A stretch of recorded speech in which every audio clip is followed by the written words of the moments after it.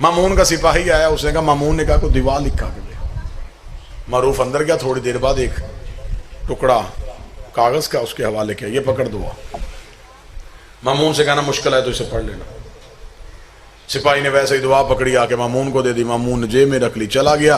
سفر شروع، این سمندر کے وسط میں پہنچا، تپیڑے، طوفان، ہوائیں، مجدھار، یوں ہچکولے لینے شروع ہوئی کشتی۔ جلدی جلدی اپنے جیب میں ہاتھ ڈالا، وہ دعا نکالی تو اس دعا میں لکھا تھا، میرے اللہ میری کشتی کو بچا، تجھے معروف کرخی کا واسطہ، میری کشتی بچا، تجھے رضا کا واسطہ نہیں، معروف کرخی کا واسطہ۔ معروف کرخی کا نام پڑھنا تھا، مامون غصے میں لال پیلا ہو گیا۔ اپنے سپاہی سے بلوا کے کہنے لگا، دعا کس نے لکھی؟ اس نے کہا مولا رضا نے۔ ملا تھا امام سے؟ نہیں۔ کس کو ملا تھا؟ اس نے کہا جب میں گیا تو دروازے پہ معروف کھڑا تھا، تو میں نے معروف سے کہا تھا دعا لکھوا کے لاؤ، اس نے کہا دھوکہ کر دیا اس نے، بجائے امام سے لکھوانے کے خود ہی لکھ لی، وہ مجھے مارنا چاہتا ہے۔ یہ کہہ کے اس نے غصے سے اس کاغذ کے ٹکڑے کو یوں لے کے یوں غصے میں دریا میں سمندر میں پھینکا۔ جیسے ہی سمندر کے ساتھ ٹکڑے کا لگنا تھا، لہریں اپنی جگہ پہ واپس آ گئی۔ ڈوبتی ہوئی کشتی دوبارہ آ کے سطح سمندر پہ تیرنے لگے، سانسیں واپس آ گئیں، جسم میں جان واپس پلٹ آئی۔ سارا سفر مامون رشید نے پریشان ہو کے کیا۔ واپس آیا، سیدھا دربار میں گیا، اپنے تخت پہ بیٹھ کے کہنے لگا معروف کرخی کو گرفتار کر کے لاؤ۔ معروف کرخی کو مامون رشید کے سامنے پیش کیا گیا۔ مامون رشید نے کہا کہ معروف، جب میرا نوکر آیا تھا امام رضا سے ملنے، تو نے امام سے نہیں ملنے دیا؟ اس نے کہا نہیں ملنے دیا۔ کیوں؟ اس نے کہا تیرے نوکر نے کہا تھا کہ مامون نے کوئی دعا لکھوانی ہے۔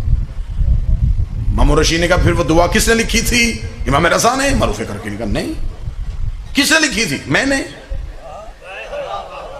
امام رشید نے کہا حد ہو گئی ہے، اتنا بڑا اعتراف کر رہا ہے، دعا میں نے امام سے لکھوانی تھی، تو نے کیوں لکھی؟ جملہ کہا ہے، شام تک جملے کی ٹھنڈک محسوس ہوگی۔ معروف کرخی آنکھوں میں آنکھیں ڈال کہتا ہے وہ نبیوں کا مشکل کشا ہے۔ ہائے ہائے ہائے، وہ حاجت روائی انبیاء ہیں، تیرے جیسوں کی مشکلیں تو میں بھی ڈال دیتا ہوں۔ اس لیے اقبال نے کہا تھا، ڈاکٹر اقبال کا ایک بڑا مشہور فارسی کا شعر تھا، اس نے کہا جب مجھے مشکل ہوتی ہے میں شرماتے ہوئے علی سے نہیں مانگتا، قمبر سے مانگ لیتا، میری خواہشات تو قمبر بھی پوری کر دیتا۔ اچھا تو پھر دعا کس نے لکھی؟ اس نے کہا میں نے لکھی۔ معروف کرخی نے جب یہ کہا میں نے لکھی، اس نے کہا تو نے اعتراف کر لیا، سزا تجھے دوں گا، لیکن پہلے یہ بتا تو نے کون سا چلہ کاٹا ہے، تجھے امام رضا نے کون سا وظیفہ بتایا ہے جو وظیفہ پڑھنے کی وجہ سے تیرے نام سے بھی اللہ سے دعا مانگے تو اللہ قبول کر لیتا ہے؟ وظیفہ بتا، تسبیح بتا، کیا پڑھتا ہے، کیا کہا ہے تجھے امام نے؟ جان نہیں تیری چھوڑوں گا، وظیفہ بتا زندہ چھوڑ دوں گا، وظیفہ نہ بتایا سر کاٹ دوں گا، صدقے ہو جاؤں آٹھویں بادشاہ تیرے نوکروں کے۔ معروف کرخی مسکرایا، مسکرا کے کہا نہ کوئی وظیفہ کیا ہے، نہ کوئی چلہ کاٹا ہے، 14 سال ہو گئے مجھے بطول کے بیٹے کا پانی بھرتے ہوئے، دن میں کئی بار مجھے بلاتا ہے معروف پانی لا، معروف مصلا لا، معروف میرا گھوڑا لا، اتنی بار اس کی زبان سے میرا نام نکلتا ہے معروف معروف معروف، اتنی بار سے قرآن میرا نام لیتا ہے، ان کی زبان سے میرا نام نکلے، اور میرا نام کسی کی مقدر اور قسمت اور تقدیر کو بھی نہیں بدل سکتا۔ جب وہ مجھے معروف کہتا ہے تو میرا نام اسم اعظم ہو جاتا ہے، یہ جو نام لے وہ اسم اعظم ہو۔ آج بھی مشہد جا کے دیکھو، 8 صحن میرے مولا کے، کیسی بادشاہی، سونے کے دروازے، چاندی کی زری، نوکروں کا بادشاہوں جیسا استقبال۔ آتے امام رضا کے نوکر ہیں، لیکن جب حرم میں داخل ہوتے ہیں بادشاہ ہو جاتے ہیں۔ امام رضا کے نوکروں کی پاپوش سنبھالنے کے بندوبست، نوکروں کے کھانے، آج بھی ایران کی حکومت جس کی مقروض ہے۔ ابھی یہ کرونا وائرس پھیلا، پوری دنیا کے امیر ملک چندے مانگ رہے تھے۔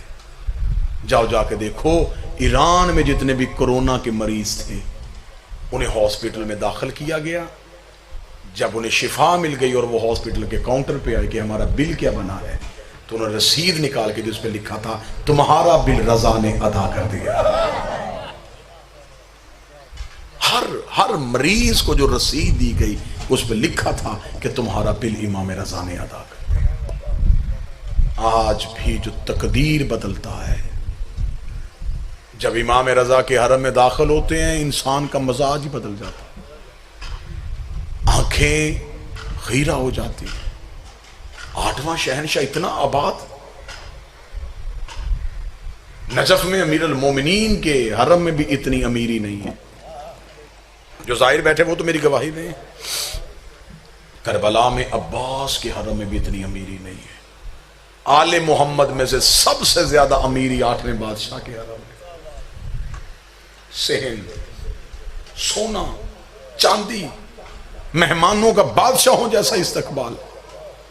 لیکن انسان کا جگر پھٹ جاتا ہے جب انسان زری پہ جا کے زیارت پڑھتا ہے تو لکھا السلام علیکم یا غریب الغربا.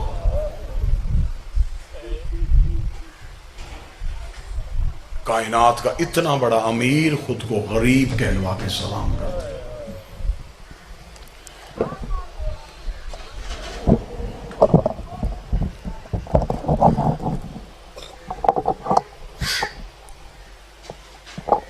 مالک کی شہادت کی نسبت سے یہ مجلس ہے.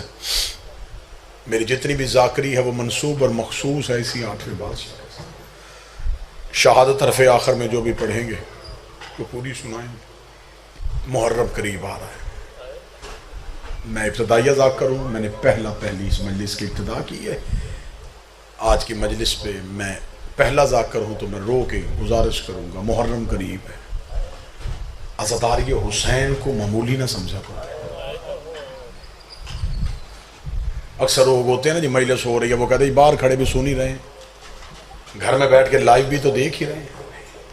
اس جگہ پہ بیٹھنے کا اتنا اجر ہے، جہاں پہ آ کے بیٹھے نا، اس قلین پہ بیٹھنے کا میں اجر آپ کو سناؤں 8ویں بادشاہ کی زبان سے.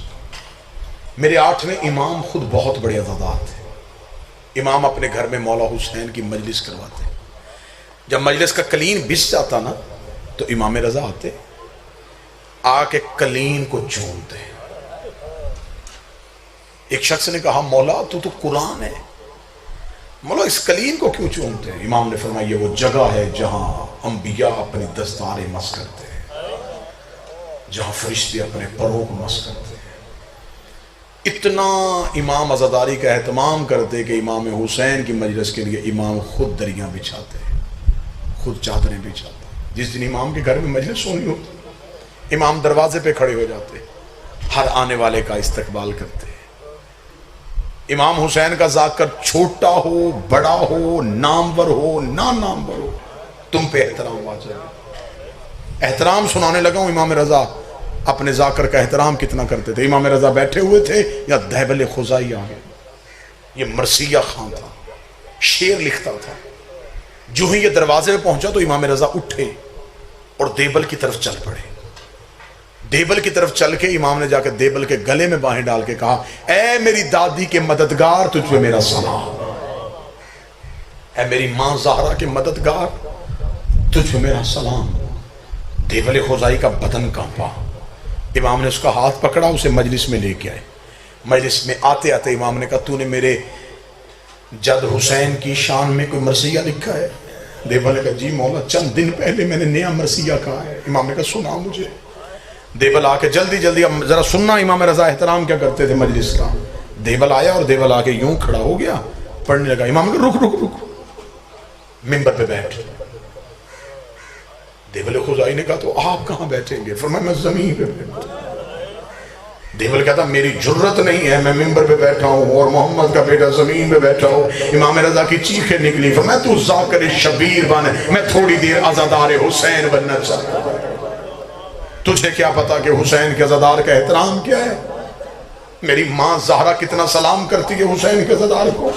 امام رضا نے فرمایا میں حکم کرتا ہوں ممبر پہ بیٹھ. دیبل کہتا حکم امام ہو گیا تھا، اب مجھ پہ واجب ہو گیا تھا. دیبل ممبر پہ بیٹھ گیا.